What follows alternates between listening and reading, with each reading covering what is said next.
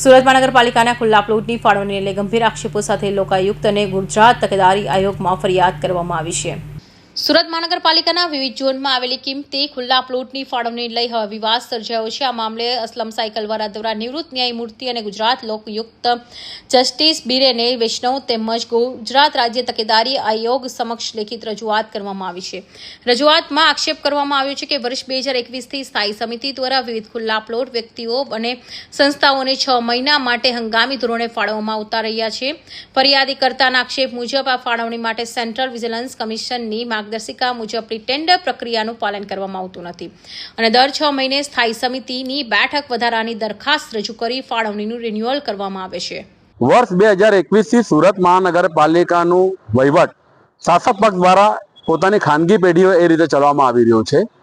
ને એમાં સ્થાયી સમિતિનું જે મનસ્વી વલણ છે એ સુરત મહાનગરપાલિકાને કરોડો રૂપિયાનું આર્થિક નુકસાન કરાવી રહ્યું છે। સુરત મહાનગરપાલિકાના માલિક અને કબજાવાળા અનામત પ્લોટો જે ખુલ્લા પ્લોટો છે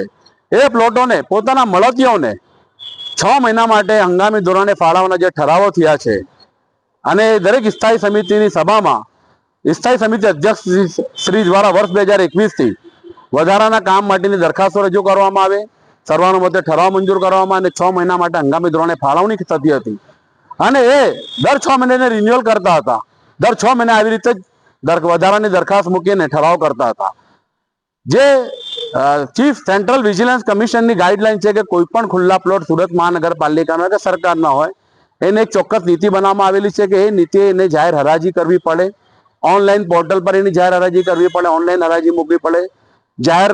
સમાચાર પત્રોની અંદર એની જાહેરાત કરવી પડે, પરંતુ એવી કોઈ પ્રક્રિયાને અનુસરણ કર્યા વગર સરકારના જે ટેન્ડર માટેના નીતિનું જેને છડે છો ઉલ્લંઘન કરવામાં આવ્યું અને કરોડો રૂપિયાનું સુરત મહાનગરપાલિકાની તિજોરીને નુકસાન કરવામાં આવ્યું। આ પ્રજાની તિજોરીને લૂંટવાનો જે ભારતીય જનતા પાર્ટીના અધ્યક્ષશ્રીઓએ જે કારસો રચ્યો એના માટે અને ઘણા એવા પ્લોટો પણ છે કે જેની ફાળવણીની અંતિમ તારીખ પૂર્ણ થઈ ગઈ મે, જૂન, જુલાઈ મહિનામાં, તેમ છતાં સુરત મહાનગરપાલિકાએ પ્લોટોનો કબજો મેળવી ના શકી વધારે દુઃખદ છે। આ સમગ્ર પ્રક્રિયામાં મ્યુનિસિપલ કમિશનર શ્રીની પણ કામગીરી શંકાના દાયરામાં છે। એ પણ આ દરેક ઠરાવની અંદર આંખ આડા કાન કર્યા છે, જ્યારે સરકારના પ્રતિનિધિ રૂપે એમની જવાબદારી બને છે કે મહાનગરપાલિકાની તિજોરીને આર્થિક નુકસાન ના છે એની તકેદારી રાખવાની, પરંતુ એ પણ એમની કામગીરીમાં સાવ નિષ્ફળ નીવડ્યા છે। આ તમામ બાબતોને લઈને આજ રોજ મારા દ્વારા ગુજરાતના લોકાયુક્ત જસ્ટિસ શ્રી બિરેન વૈષ્ણવજી અને ગુજરાત વિજિલન્સ કમિશન, ગુજરાત તકેદારી આયોગને શહેર વિકાસના અગ્ર સચિવ એમ થન્નારસનજીને લેખિત રજૂઆત કરવામાં આવી કે આ રીતે વર્ષ 2021 થી જે ખુલ્લા પ્લોટની ઠરાવો કરી વધારાના કામો મંજૂર કરીને ઠરાવ કરવામાં આવ્યો એ તમામની નિષ્પક્ષ, તટસ્થ, તલસ્પર્શી તપાસ થવી જોઈએ। કસૂરવારો સામે, જવાબદારો સામે કાયદેસરના પગલાં લેવા જોઈએ। દરેક જાહેર ખુલ્લા પ્લોટ જે છે એને જ્યારે પણ કોઈને આપવો હોય તો જાહેર ટેન્ડર પ્રક્રિયાથી ઓનલાઈન પ્રક્રિયા કરીને આપવી જોઈએ કે જેના કારણે મહાનગરપાલિકાને આર્થિક ફાયદો થાય અને જે જવાબદારોને કારણે મહાનગરપાલિકાને કરોડો રૂપિયાનું આર્થિક નુકસાન ગયું છે એમની સામેથી ભરપાઈ કરવામાં આવે ને એમની સામે કડક દાખલારૂપ કાર્યવાહી કરવામાં આવે એ માંગણી સાથે આજરોજ મારા દ્વારા લેખિત રજૂઆત થઈ છે।